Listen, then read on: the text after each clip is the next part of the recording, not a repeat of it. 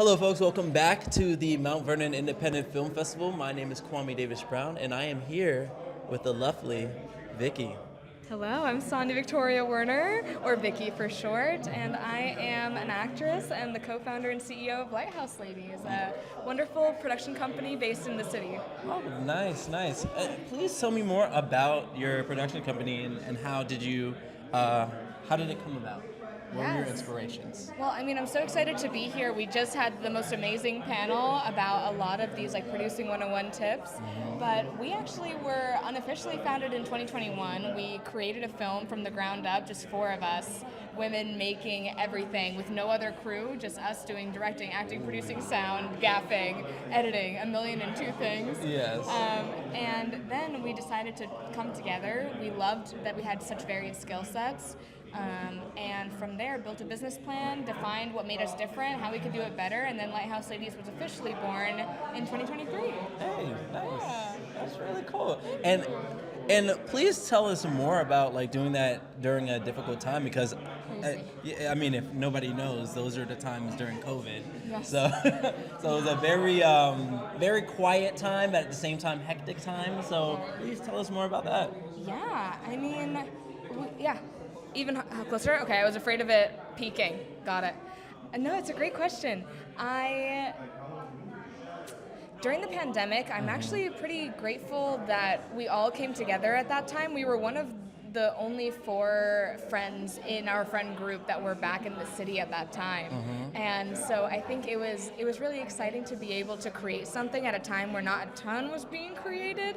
It was very hard to cast. It was very hard to find big crews when everyone was quarantining or even in your little pods. And so, you had to make do with what you had access to, and that's what we did. But it's grown to something crazy. We have now over 50 different screenings at varied film festivals, from Oscar qualifying to CSA to BAFTA qualifying to everything internationally, and a core team now of 12. So I'm very proud of how much it's grown and what we've been able to do just from those little humble beginnings now into something much bigger. Yes, that's beautiful. That's beautiful. And I believe that because I myself am a filmmaker as well. I'm first an actor, but I'm also a filmmaker. I love that. And I when I went on my journey as being a filmmaker, I realized how much the credits made sense. Yes. Especially Finally. with the amount of hats that you would have to wear and whatnot. I'm just curious on from switching from acting. Correct me if I'm wrong. Were you first an actor and then you switched into production? I into now what? do both. So I do a lot of screen acting and voice acting. I'm now the new voice of Flora in the Winx Club, which is very cool on Netflix. So it's all a balance. I love to act, I love to produce and be a founder, and so it's all about finding time for both. But yeah, so I do both to answer your question. Oh, okay. No, but what did you start with? I started as an actor, yeah. Okay. Just solely acting, but I realized how much agency and power and joy and creation lied in the logistics side, in producing and making a vision happen. And I got to showrun our biggest series to date back in January of this year. Oh, congratulations. And thank you. And I wouldn't have been able to do that at all had I not had that producing background as well. Okay, nice. And I hear about the logistics. And especially for a lot of artists out there, they when it comes to business-minded, how to bring the art into a business kind of mindset. Right. Do you have any advice for individuals in order to switch that that knob or? It's a great question. I would say I have two pieces of advice. The first, because I like to think systematically, the first thing that I would say is reverse engineer everything. And what I mean by that, especially from a production standpoint, a producing standpoint, is thinking about, first, where do I want this project to go? Who do I want to have seen it? Who is my target audience? What does success look like for this project? Because if you're that intentional in pre-production and development, just think of the things that you can do if you had more time, to execute them.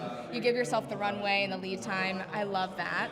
And then the other thing is to recognize that you don't have to be everything to everyone. there are certain like producers who are more creative producers or development producers. There are others that just love the logistics, that love building budgets and all of those things. So surround yourself with people who are better at the things that you have gaps in. It's always good to learn from other people. And I would say just be a sponge. My mom always said, be a sponge and like learn as much as you can from being on sets and shadowing, asking for opportunities. And we have an amazing database on lighthouse-ladies.com where you can join, and we will send you all of those opportunities that we have as well. Oh yeah, and I will sign up. Hey, we look forward to having you. That's actually something I should say. We're Lighthouse Ladies because we're female founders, but we work with all genders, and we champion stories of all different kinds. The real idea is to make something different that brings in community, that is more human and less gate-kept. Oh, that's beautiful. And that's a perfect segue, because when it comes to community, I believe community is short for common unity. I've never heard that. Hey, you I could, like you that. could take it. You could take it from me. Yeah. Oh my gosh.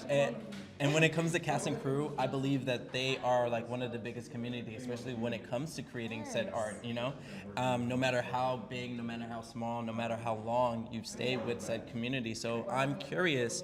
I know at first you started off with your four friends, right, during COVID. So that was a beautiful crew and community. So I'm curious on like maybe more recent projects or maybe more passion projects or different projects.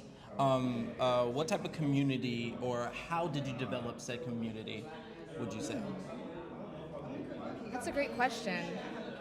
Honestly, it was the people who stuck with me and who stuck with Lighthouse Ladies when we were just starting, when we didn't really have a lot of credibility yet, a lot of accolades. The people that said, I like you, I like the art that you're making, and I just want to be here, that we consistently bring back.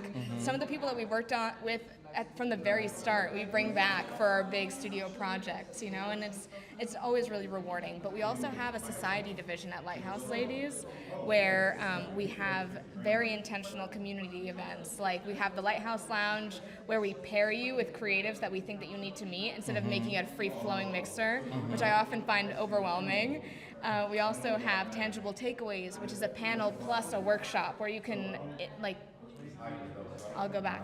We have Tangible Takeaways where there's a panel plus a workshop where you implement what you learned in the panel right as you've learned it, which is really exciting. Yes, that's And beautiful. so that's how we're building community. Our database is a great thing. Our mailing list, we're very human first and very artist first as much as we can be. And as much as this is a business, we do believe that there's space for everyone to thrive. Okay. Yeah. Oh, that's great. Well, is there anything else that you would love to tell to the lovely people? I would say you can find me and my work on Instagram and on my website. Just look up Sònia Victoria Werner everywhere, and that's WERNER. And in terms of Lighthouse Ladies, definitely join our database. You can find us at Lighthouse Ladies Co. or at Lighthouse Ladies everywhere. And our website has a ton of amazing resources. Yeah, lots coming up. Big screenings, Oscars parties, and events. So make sure that you're in the loop, and we hope to see you there. Hope to see you there, and you heard it here first.